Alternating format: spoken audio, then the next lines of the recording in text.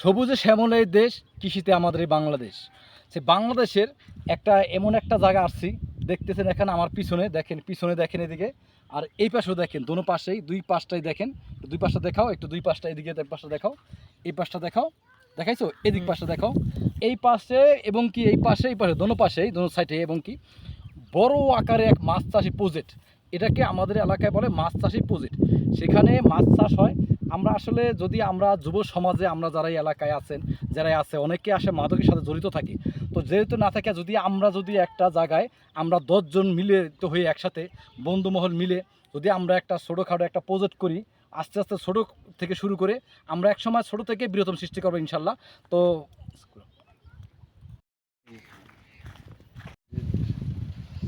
তো যাই হোক, আমরা যেটা বলতে চাইছিলাম, তো আমরা আরেকটা ওখানে একটা প্রজেক্ট দেখালাম, এখানে আরেকটা প্রজেক্ট আছে, এখানে এখানে বড় মনের আরেকটা প্রজেক্ট দেখাচ্ছে। একটু প্রজেক্টটা দেখাও, সুন্দর করে দেখাও। দেখে তুমি এই পাশে আসো আমার। হ্যাঁ, দেখাইছো? এবার এই পাশে চলে আসো, এবার চলে আসো। অফ করো। তো ঠিক আছে, যেটা বলতে চাইছিলাম, তো আমাদের দেশে আমরা বলছিলাম যে সরকার, আমরা মানে অনেকে দোষ দিচ্ছি, চাকরি হয় না। যারা পড়াশোনা শেষ করি, আসলে পড়াশোনা অনেকে মধ্যবর্তী পড়ে যায়, পড়াশোনা করতে পারে না, পড়াশোনা হয় না। তো সেক্ষেত্রে আমরা মনে করবো যে বলবো যে আমরা চাকরির পিছিয়ে ঘুরে সরাসরি না করে, আবার অলসতা না করে, আমরা অনেকেই পড়াশোনা করার পরে যখন চাকরি হয় না, তখন একটু খারাপ পথ চলে যায়। তারা কী করে? মাদকের সাথে জড়িত হয়ে যায়। অনেকে মাদকের সাথে জড়িত হয়ে যায়, নেশার সাথে জড়িত হয়ে যায়, যুবার সাথে জড়িত হয়ে যায়।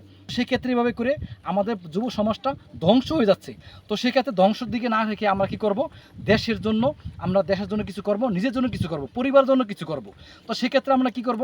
সম্মিলিত হয়ে 10টা বন্ধু, 5টা বন্ধু একসাথে হয়ে আমরা কি করব? একটা মাছের প্রজেক্ট নিব। কী করে মাছের প্রজেক্ট নিব? একটা জমি নিলাম বড় ধরনের। নেওয়ার পরে কি হলো, ওখানে আমরা 10টা 12টা বন্ধু মিলে কী করবো? ওটা মাছ চাষ করব।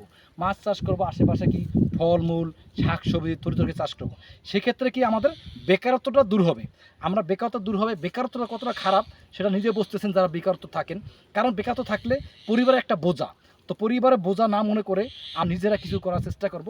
তো এই জন্য বলবো যে যারাই বেকার আছেন, যারা পড়াশোনা শেষ করছেন, চাকরির পিছিয়ে ছোড়াছুড়ি না করে আমরা এভাবে কি করব? একটা ছোটোখাটো আশেপাশে এটা কী করবো? একটা প্রজেক্ট করবো। দেখেন আমার পিছনে কত বড় একটা প্রজেক্ট দেখা যাচ্ছে। এটা একটু দেখাও যে প্রজেক্টটা কত বড় একটা প্রজেক্ট দেখাচ্ছে।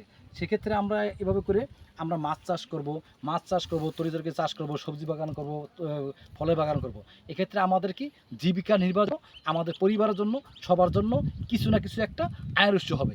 তো সেক্ষেত্রে অবশ্যই আপনারা এভাবে করে প্রত্যেকেই আপনারা এভাবে একটা যে কোনো একটা কিছু করার চেষ্টা করবেন। অবশ্যই পরিবার বোঝা থাকবেন না, বেকার তো থাকবেন না। এ বলে আজকের মতো এই পর্যন্তই। আবার পরবর্তী ভিডিও দেখা হবে কোনো এক সময় ইনশাল্লাহ। আবার দেখা হবে কোনো এক ভিডিওতে। আসসালামু আলাইকুম ওয়া রাহমাতুল্লাহি ওয়া বারাকাতুহু।